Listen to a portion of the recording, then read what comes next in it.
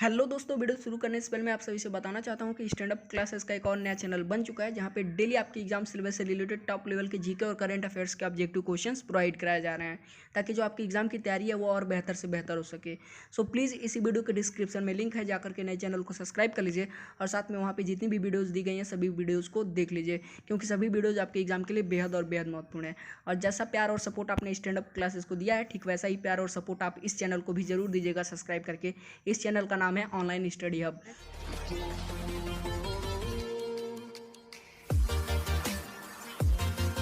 Hello दोस्तों, जय हिंद and welcome back to stand up classes. तो कैसे हैं आप सब? उम्मीद करता हूँ अच्छे होंगे। तो दोस्तों, आज की जो हमारी ये क्लास है ये साइंस की अगली क्लास है और आज के क्लास में हम लोग जो है नेवी एमआर के लिए मेटल, नॉन मेटल्स और उनके कंपाउंड्स के बारे में स्टडी करेंगे। तो मैं आपसे रिक्वेस्ट करता हूँ कि इस क्लास को अंत तक जरूर देखिएगा, क्योंकि जो ये चैप्टर है आपका ये साइंस वाले सेक्शन में बेहद अहम भूमिका निभाता है, क्योंकि एग्जाम में हर बार यहाँ से जो है 1 से 2 क्वेश्चन आते ही आते हैं। सो देर किस बात की, चलिए हम लोग क्लास शुरू करते हैं। अगर क्लास पसंद आता है तो रिक्वेस्ट करता हूँ आपसे कि प्लीज़ वीडियो को लाइक करके जरूर जाइएगा। चलिए क्लास की तरफ चलते हैं। तो दोस्तों, यहाँ पे जो हमारा सबसे पहला पॉइंट दिया है वो है कि based on the properties of elements these can be broadly divided into metals and non metals. यानी हम पदार्थों की जो है प्रॉपर्टीज के अनुसार यदि उनको डिवाइड करें तो ये नॉर्मली जो है हम इन्हें 2 पार्ट में डिवाइड कर सकते हैं, मेटल्स एंड नॉन मेटल्स। ठीक है, अब यहाँ पे दिया हुआ है कि कुछ एलिमेंट्स ऐसे होते हैं जो इंटरमीडिएट होते हैं, यानी इनकी जो प्रॉपर्टीज होती है इन दोनों लोगों से मैच करती है, यानी मेटल से भी और नॉन मेटल से। तो ऐसे जो है हम लोग एलिमेंट्स को क्या कहते हैं? तो ऐसे एलिमेंट्स को हम लोग मेटलॉइड्स कहते हैं। क्या कहते हैं? मेटलॉइड्स कहते हैं। अब जो है टोटल कितने प्रकार के जो है मेटलॉइड्स होते हैं, कितने मेटलॉइड्स होते हैं देख लीजिए आप। मैं नाम बता दे रहा हूँ, नोट कर लीजिएगा। पहला तो बोरान होता है, ठीक है, दूसरा सिलिकॉन, तीसरा जर्मेनियम, उसके बाद आर्सेनिक, फिर उसके बाद एंटीमोनी, फिर टेलिरियम, उसके बाद पोलोनियम। ठीक है, याद कर लीजिएगा, एक बार फिर से नोट कर लीजिए। Boron, silicon, germanium, arsenic, antimony, tellurium और पोलोनियम। ठीक है, अब इसके बाद जो है तो यहाँ पे एक चीज़ आपको ध्यान देना होगा, जो मेटलॉइड्स होते हैं उनकी जो प्रॉपर्टीज़ होती है इन दोनों से मैच करती है। ठीक है, यानी मेटल से भी उनकी प्रॉपर्टी मैच करती है और नॉन मेटल से भी। बाद में जब मैं आपको आगे पढ़ाऊंगा तो दिखाऊंगा कैसे मैच करता है, कौन कौन सी प्रॉपर्टी मैच करता है। बाकी अगला पॉइंट देख लेते हैं। तो हमारा अगला पॉइंट है मेटल्स को लेकर के कि मेटल्स क्या होते हैं। तो मेटल्स आर मेलेबल। अब देखिए, मेटल्स जो होते हैं वो मेलेबल होते हैं। मेलेबल मतलब क्या होता है कि ऐसे पदार्थ जिनको हम लोग जो है पीट करके पतली शीट में कन्वर्ट कर सकें, ठीक है, लेकिन वो टूटे ना, अनब्रेकेबल हो। ठीक है, तो क्या होता है कि हम लोग मेटल्स को आसानी से पीट के जो है पतली चादरों में बदल सकते हैं, पतली शीट्स में बदल सकते हैं। आप जो है सिल्वर का पतला जो फॉयल आता है वो देखे होंगे, या फिर आयरन की पतली पतली जो सीटें आती हैं उन्हें जरूर देखा होगा आपने। ठीक है, तो आयरन या फिर सिल्वर ये सारे क्या हैं? आपके मेटल्स तो ही हैं। ठीक है, अब उसके बाद क्या है? डक्टाइल होते हैं। ठीक है, मेटल्स जो होते हैं डक्टाइल होते हैं। अब डक्टाइल का मतलब क्या होता है कि उनको पतले तारों में जो है गाढ़ा जा सकता है। ठीक है, मतलब कि मेटल्स को हम लोग आसानी से पतले तारों में खींच सकते हैं। आप जरूर जो है सिल्वर के वायर जरूर देखे होंगे, एल्युमिनियम के वायर जरूर आपने देखा होगा। ठीक है, आयरन का वायर आपने जरूर देखा होगा, कॉपर का वायर आपने जरूर देखा होगा। तो हम लोग मेटल्स को आसानी से वायर में कन्वर्ट कर सकते हैं, ढाल सकते हैं। उसके बाद क्या है? लस्ट्रस होते हैं। अब लस्ट्रस का मतलब क्या होता है? लस्ट्रस का मतलब होता है शाइनिंग, यानी जो है जितने भी मेटल्स होते हैं मेटल्स में चमक होती है। ठीक है, क्या होती है? चमक होती है। वहीं नॉन मेटल्स में जो है चमक नहीं पाई जाती है, वो लस्ट्रस नहीं होते हैं। अभी जब मैं एग्जांपल दूंगा तो आप आसानी से समझ जाएंगे। अब इसके बाद जो है देख लीजिए अगले क्या है? सोनरस होते हैं। अब सोनरस मतलब क्या होता है कि इनमें जो है गहरी आवाज़ होती है। ठीक है, मतलब कि साउंड करते हैं ये। जैसे सपोज डैट आपने जो स्कूलों में घंटियाँ लगी होती हैं वो किस चीज़ की बनी होती हैं? या तो कॉपर की बनी होंगी या फिर ब्रास की बनी होंगी। तो ये सारे ब्रास तो आपका एलो हो गया, ठीक है, इसको छोड़ दीजिए। हम बात करते हैं आयरन को लेकर के। तो आपने स्कूल में आयरन की घंटियाँ जरूर देखी होंगी। तो जब उन्हें पीटा जाता है, उन पे किसी चीज़ से मारा जाता है, दूसरे किसी चीज़ से, ठीक है, जैसे मान लीजिए हथौड़े से जब मारा जाता है तो वो साउंड करते हैं, आवाज़ करते हैं। तो ये जो प्रॉपर्टी है ये नॉन मेटल में नहीं पाई जाती है। ये प्रॉपर्टी सिर्फ और सिर्फ जो है मेटल्स में पाई जाती है। कि वो क्या होते हैं? तो वो आपके सोनरस होते हैं, यानी आवाज़ करते हैं उन पे पीटने पे। ठीक है, उसके बाद क्या हो? ये हार्ड होते हैं, बहुत ही कठोर होते हैं और स्ट्रांग भी होते हैं, मजबूत भी होते हैं और साथ में गुड कंडक्टर होते हैं, यानी आसानी से इसमें जो है हीट और इलेक्ट्रिसिटी पास हो सकता है। ठीक है, तो ये इलेक्ट्रिसिटी और जो है हीट के बहुत ही अच्छे कंडक्टर होते हैं। जैसे सिल्वर जो है बेस्ट आपका एग्जाम्पल है हीट और इलेक्ट्रिसिटी का। ठीक है, बेस्ट कंडक्टर है सिल्वर आपका हीट एंड इलेक्ट्रिसिटी का, याद कर लीजिएगा। कई बार एग्जाम में ऐसे पूछा जाता है कि जो है हीट एंड इलेक्ट्रिसिटी का सबसे बेस्ट जो है कंडक्टर कौन सा मेटल है, तो आप क्या कहेंगे, सिल्वर कहेंगे, ठीक है। उसके बाद क्या है एग्जांपल के लिए, जैसे देख लीजिए आयरन हो गया आपका, कॉपर हो गया, गोल्ड हो गया, सिल्वर हो गया, टिन हो गया, सोडियम हो गया, कैल्शियम हो गया, और ऐसे बहुत सारे मेटल्स हैं, ठीक है। अब बात कर लेते हैं हम लोग नॉन मेटल्स को लेकर के। तो अब जो हमारे नॉन मेटल्स होते हैं, ठीक है, वो ब्रिटल होते हैं, ठीक है। ब्रिटल मतलब उनको हम लोग पतली चादरों में नहीं ढाल सकते, ठीक है। क्या नहीं कर सकते, नहीं ढाल सकते हैं पतली चादरों में, ठीक है। नॉन लस्ट्रस होते हैं, नॉन लस्टर मतलब चमकीले नहीं होते हैं। नॉन सोनरस होते हैं, अब नॉन सोनरस मतलब उनको पीटने पे आवाज़ नहीं आएगी, ठीक है, और चमकीले भी नहीं होते हैं, यानी जो है बिल्कुल बिना जो है किसी चमक दमक के होते हैं नॉन मेटल्स। साथ में ये सॉफ्ट होते हैं, सॉफ्ट मतलब क्या होता है, बिल्कुल नर्म होते हैं, और जो मेटल्स होते हैं वो हार्ड होते हैं, ठीक है। और ये क्या होता है, लेसर स्ट्रेंथ होता है इनका, वो हार्ड होते हैं, ठीक है, लेकिन इनका जो स्ट्रेंथ होता है नॉन मेटल्स का वो बहुत कम होता है, बहुत आसानी से टूट जाते हैं, ठीक है। इसी तरह जो है जब हम इस पर अगर मान लीजिए नॉन मेटल्स को यदि पतली शीट में ढालना चाहे पीट के, तो नहीं ढाल सकते हैं, ढालते वक्त ये टूट जाएंगे, ठीक है। अब क्या है कि ये बैड कंडक्टर होते हैं हीट और इलेक्ट्रिसिटी दोनों के, लेकिन कुछ एक्सेप्शंस हैं जिनको आपको याद करना होगा, क्योंकि ऑलमोस्ट जो है नेवी एमआर में एक्सेप्शंस ही ज़्यादा पूछे जाते हैं। तो मैं आपको एक्सेप्शंस बता देता हूं, लेकिन उससे पहले एग्जांपल देख लीजिए आप लोग, ठीक है। तो याद रखिएगा नॉन मेटल्स जो है इलेक्ट्रिसिटी और हीट के क्या होते हैं, बैड कंडक्टर होते हैं, ठीक है। जैसे कार्बन हो गया आपका नॉन मेटल है, सल्फर हो गया, ऑक्सीजन हो गया, और हाइड्रोजन हो गया। अब बात कर लेते हैं जो है मरकरी को लेकर के। मरकरी एक मेटल है, ठीक है। देखिए मैंने क्या कहा कि जो मेटल्स होते हैं वो हार्ड होते हैं, हार्ड मतलब क्या होगा, सॉलिड होते हैं, लेकिन जो मरकरी है वो एक एक्सेप्शन है। क्यों, क्योंकि मरकरी एक मेटल है, लेकिन मेटल होने के साथ साथ ये क्या होता है, रूम टेम्परेचर पे लिक्विड होता है, ठीक है, ये चीज़ नोट कर लीजिएगा। अब इसके बाद हम लोग बात करते हैं ग्रेफाइट को लेकर के, दूसरा एक्सेप्शन देख लीजिएगा। ग्रेफाइट क्या है, नॉन मेटल है, ठीक है, और ये क्या करता है, ये कार्बन जो है कार्बन का ही एक रूप है, एक फॉर्म है, आप देख सकते हैं ये फॉर्म ऑफ कार्बन, लेकिन ये इलेक्ट्रिसिटी कंडक्ट करता है। जबकि आपने पढ़ा कि जो नॉन मेटल होते हैं वो बैड कंडक्टर होते हैं इलेक्ट्रिसिटी के। लेकिन अब यहाँ पे दूसरा एक्सेप्शन है डायमंड को लेकर के, ठीक है। डायमंड के बारे में आप अच्छी तरीके से जानते हैं, ये भी जो है कार्बन का एक रूप ही है, ठीक है। और एक्सेप्शन ये होता है कि ये कठोर होता है, हार्ड होता है। आप भी कई बार पढ़े होंगे कि डायमंड जो होता है वो बेहद कठोर होता है, लेकिन जबकि डायमंड एक नॉन मेटल है तो उसको कठोर नहीं होना चाहिए, बल्कि ये कठोर होता है, और साथ में इलेक्ट्रिसिटी का बैड कंडक्टर होता है, ठीक है। चलिए अब इसके बाद कुछ आपके लिए एल्काली और एल्कालिन मेटल्स हैं, जरा उनको देख लीजिए। तो यहाँ पे देखिए जो ग्रुप फर्स्ट ए एलिमेंट्स जो होते हैं, ठीक है, वो कलेक्टिवली क्या कहे जाते हैं, एल्काली मेटल्स कहे जाते हैं। तो इनका कुछ मैं आपको प्रॉपर्टीज बता देता हूँ। जो फर्स्ट ग्रुप ए के जो है मेटल्स होते हैं, यानी अल्काली मेटल्स जो होते हैं, उनका नाम बता देता हूँ और उनके जो है कुछ प्रॉपर्टीज़ बता देता हूँ। तो जो अल्काली मेटल्स होते हैं, नोट कर लीजिएगा कौन कौन से मेटल्स आते हैं अल्काली में। लिथियम आता है, सोडियम आता है, पोटेशियम आता है, रुबिडियम आता है, सीजियम आता है, ठीक है। उसके बाद साथ में फ्रेंसियम भी आता है, ठीक है। अब यहाँ पे आप एक एक्सेप्शन दिया हुआ है, देख लीजिए। जो हाइड्रोजन होता है वो भी ग्रुप फर्स्ट ए में ही आता है, लेकिन यहाँ पे उसको एल्काली मेटल्स में इंक्लूड नहीं किया गया है, क्योंकि जो उसके प्रॉपर्टीज़ होते हैं इनके प्रॉपर्टीज से मैच नहीं करते हैं, ठीक है।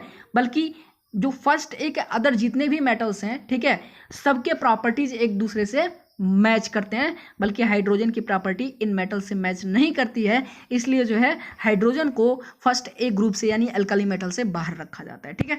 अब यहाँ पे एक चीज़ और दिया हुआ है, group 2 elements are alkaline earth metals.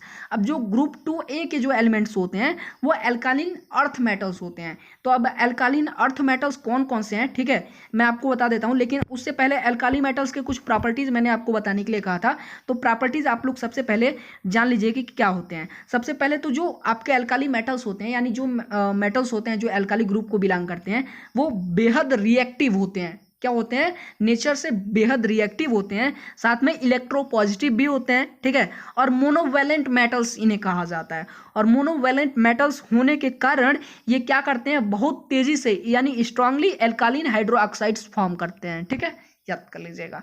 फिर एक बार बता देता हूँ कि जो एल्काली मेटल्स होते हैं वो बेहद रिएक्टिव होते हैं, इलेक्ट्रोपॉजिटिव होते हैं और मोनोवैलेंट मेटल्स कहे जाते हैं, जिसके कारण ये बहुत तेजी से अल्कालीन हाइड्रोक्साइड फॉर्म करते हैं। ठीक है, याद कर लीजिएगा। चलिए अब इसके बाद हम लोग बात कर लेते हैं ग्रुप 2 एलिमेंट्स के बारे में, जो कि एल्कालीन अर्थ मेटल्स कहे जाते हैं। तो जो एल्कालीन अर्थ मेटल्स होते हैं ये देख लीजिए कौन कौन से मेटल्स इनमें इंक्लूडेड हैं। तो पहला आपका मैग्नीशियम है, दूसरा कैल्शियम है, तीसरा स्ट्रोंटियम है, ठीक है, उसके बाद बेरियम है, फिर रेडियम है। स्ट्रोंटियम थोड़ा सा नाम गलत हो गया होगा, लेकिन लगभग सही है जो मैंने आपको बताया। ठीक है, स्ट्रोंटियम। चलिए अब यहाँ पे एक चीज़ और आपको देखने को मिलेगा कि आपने देखा होगा कि जो 2A ग्रुप होता है उसमें बेरिलियम भी पाया जाता है, लेकिन बेरिलियम को छोड़ करके जो है इनको जो बाकी मैंने नाम बताया देख लीजिए, मैग्नीशियम, कैल्शियम, स्ट्रोंटियम, बेरियम, ठीक है, और रेडियम, ये सारे सिर्फ एल्कालीन अर्थ मेटल्स कहे जाते हैं, लेकिन बेरिलियम नहीं कहा जाता। क्यों? क्योंकि कुछ जो है प्रॉपर्टीज इसके मैच नहीं होते हैं इससे। अब जो है ये क्यों एल्कालीन अर्थ मेटल्स कहे जाते हैं इसके बारे में बता देता हूँ, थोड़ा मैं नीचे आ जाता हूँ। ठीक है, तो ये एल्कालीन अर्थ मेटल किस लिए कहे जाते हैं थोड़ा ध्यान दीजिएगा। तो सबसे पहले तो मैं आपको बता दूं कि इनकी जो प्रॉपर्टीज होती है एक दूसरे से मैच करती है। ठीक है, बेहद बेहद और बेहद ज़्यादा मैच करती है। साथ में ये काफ़ी शाइनी होते हैं। ठीक है, जैसा कि मैंने आपको बताया कि जो मेटल्स होते हैं वो शाइनी होते ही हैं, और साथ में ये क्या सिल्वर वाइट कलर में जो है होते हैं, हल्का सिल्वर वाइट कलर। अब साथ में देखिए समवट जो है मोर रिएक्टिव मेटल्स होते हैं स्टैंडर्ड टेम्परेचर और प्रेशर यदि इनको दिया जाए। तो यदि स्टैंडर्ड टेम्परेचर और प्रेशर पे देखा जाए तो ये काफ़ी और काफ़ी ज़्यादा रिएक्टिव होते हैं नेचर में। ठीक है, याद कर लीजिएगा एल्कालीन अर्थ मेटल्स। चलिए अब इसके बाद एक और एक्सेप्शन है, थोड़ा देख लीजिएगा। जो सोडियम होता है इसके बारे में आप जरूर पढ़े होंगे, और आपके ये नेवी एमआर के एग्जाम में एक बार नहीं बहुत बार पूछा गया है।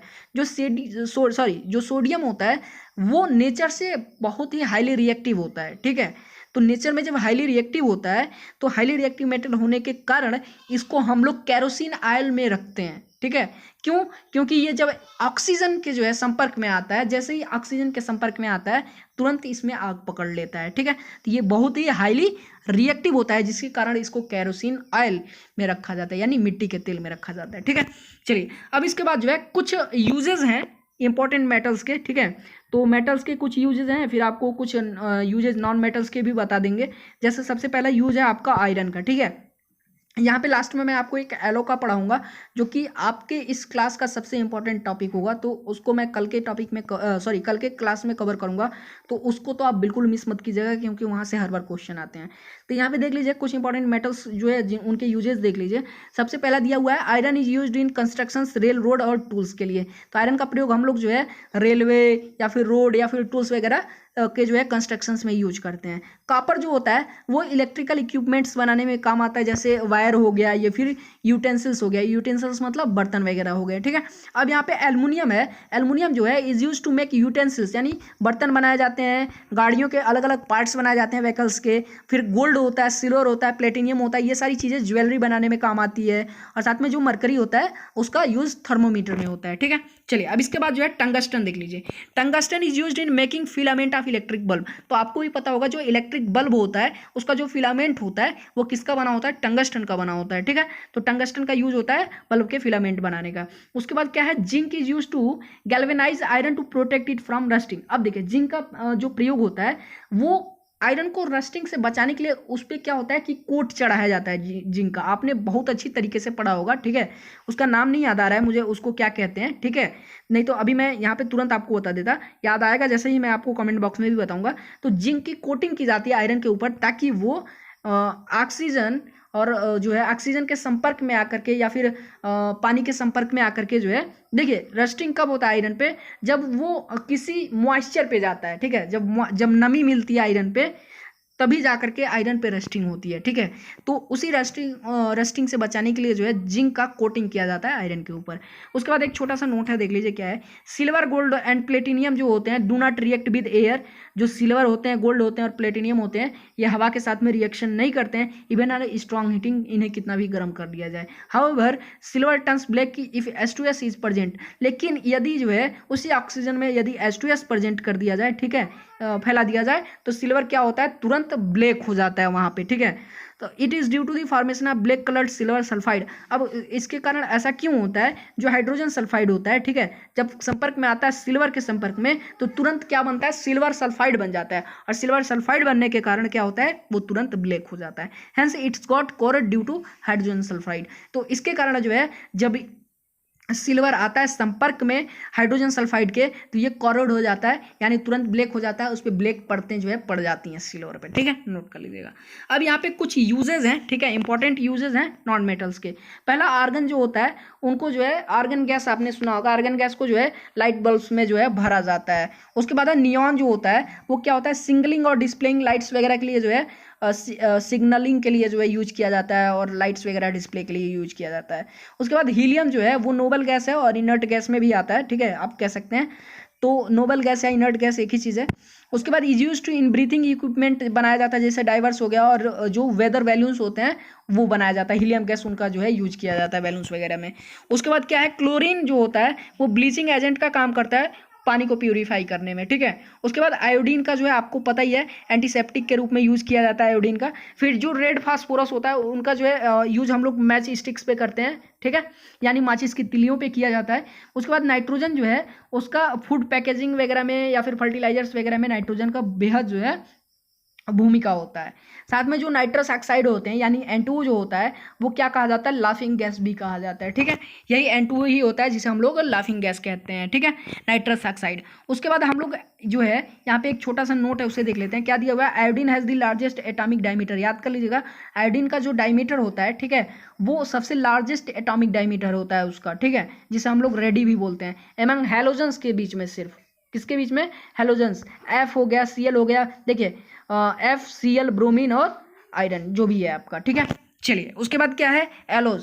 एलोज are homogeneous mixture of metal with another metal. अब जो एलोज होते हैं देखिए क्या होते हैं, वो एक प्रकार के होमोजीनियस मिक्सचर होते हैं, या तो मेटल मेटल के या फिर मेटल नॉन मेटल मिला करके कोई एक पदार्थ बनाया जाए, ठीक है, या फिर सिर्फ मेटल मेटल बनाया जाए या फिर नॉन मेटल और मेटल बनाया जाए, तो उससे जो चीज़ें बनती हैं, जो चीज़ उभर के आती है उन्हें हम लोग क्या कहते हैं, एलो कहते हैं, ठीक है। तो नेक्स्ट क्लास में हम लोग जो है एलो के बारे में बहुत ही डिटेल स्टडी करेंगे, कौन कौन सी चीज़ें जो है मिक्स करके क्या बनाई जाती हैं। जैसे मैं आपको एक छोटा सा एग्जांपल दे देता हूँ, जैसे मान लीजिए आप कापर और जिंक के कुछ परसेंटेज मिलाते हैं, नियर अबाउट कापर का 70% और जिंक का 30% अगर मिक्स करते हैं तो क्या बनता है, ब्रास बनता है। और ब्रास की यूजेस किसके लिए किया जाता है, कॉन्डेंस ट्यूब्स बनाने के लिए या फिर वायर्स वगैरह बनाने के लिए जो है ब्रास का यूज किया जाता है। तो वही जो ब्रास होता है वो एलो कहा जाएगा, क्योंकि उसमें जो है कापर और जिंक मिक्स करके जो है कोई एक पदार्थ बनाया गया जिसका नाम है एलो, ठीक है। तो इसके बारे में कल हम लोग डिटेल में स्टडी करेंगे। साथ में एक और एक्सेप्शन यहाँ पे दिया हुआ देख लीजिए, मरकरी फॉर्म्स एलो। जो मरकरी होता है वो एलोज फॉर्म करता है, जो एमेगेम्स होते हैं with all metal except iron and platinum, ठीक है। तो मरकरी तो फॉर्म करता है, लेकिन जो आयरन एंड प्लेटिनियम है वह एमेगन्स के साथ में मिक्स होकर के मेटल्स के साथ में जो है एलो फॉर्म नहीं करता है, ठीक है। तो कल के क्लास में देख लीजिए हम लोग क्या पढ़ने वाले हैं, एलो एंड देयर यूजेस पढ़ेंगे, जिसमें एलो कौन सा है, कितना परसेंटेज का कंपोजिशन है, मेटल नॉन मेटल या फिर मेटल मेटल का, और उनका यूजेस क्या है, ठीक है। तो आज की क्लास में बस इतना ही। कैसा लगा आज की क्लास हमें कमेंट करके जरूर बताएगा। वीडियो पसंद आया तो भाई प्लीज़ लाइक ज़रूर कीजिएगा, जैसा कि आपने रिक्वेस्ट किया था और प्रॉमिस भी किया था। और साथ में इस वीडियो को अपने जो है व्हाट्सएप ग्रुप वगैरह में भी शेयर कर दीजिएगा, ताकि आपके फ्रेंड्स भी देख सकते हैं। और चैनल पर नए हैं तो चैनल को बिना सब्सक्राइब किए हुए मत जाइएगा कल की क्लास देखने के लिए। और साथ में मैं आपको बता दूं, यदि आपने प्रीवियस क्लासेस नहीं देखी हैं तो आप इसी चैनल के अंदर चले जाइए, प्लेलिस्ट वाले सेक्शन में मैंने साइंस का पूरा एक प्लेलिस्ट बना दिया है, जाकर के सारी क्लासेस देख लीजिए, आपके लिए बेहद महत्वपूर्ण है। और एक चीज़ और, जो मैंने नया चैनल बनाया है जीके और करंट अफेयर्स का, जो मैंने आपको बताया शुरू में, उसे जाकर के सब्सक्राइब जरूर कर लीजिएगा, क्योंकि वहाँ पे डेली जो है बेहद महत्वपूर्ण क्लासेस आती रहती हैं। सो चलिए फिर मिलते हैं नेक्स्ट क्लास में, तब तक के लिए धन्यवाद।